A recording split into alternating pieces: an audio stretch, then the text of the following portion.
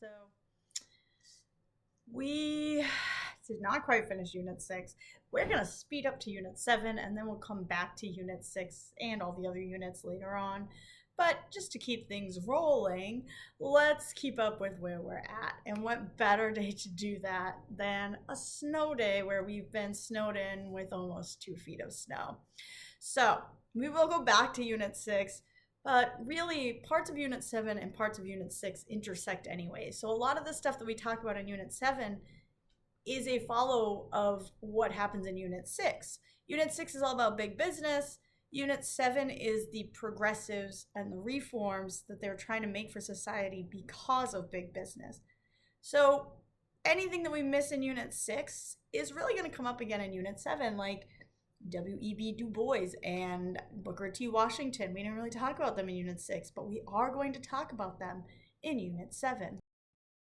So if you're wondering what else we're going to talk about in Unit 7, well, we are now into the progressive era, which is technically still part of the Gilded Age, at least in my opinion.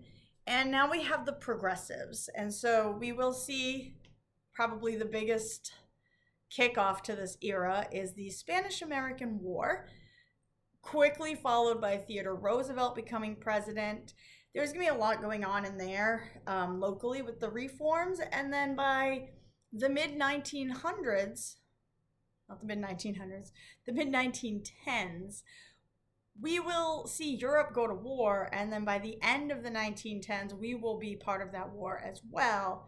And then we'll get some restrictions on immigration, women get some rights, things kind of stick around to the American ideals, and we focus on, having a good life now that the war is over and all these progressive reforms. And then we're going to watch all that come crashing down in the Depression, and we will see the Depression, the New Deal, the Dust Bowl, and World War II. And we are going to get from 1890 all the way to 1945 in this unit. So we talk about this a lot. This is a very long unit, and there is a lot going on, even though it doesn't really sound like that just from that quick rundown. But those are just our landmark events. We still have so much to talk about.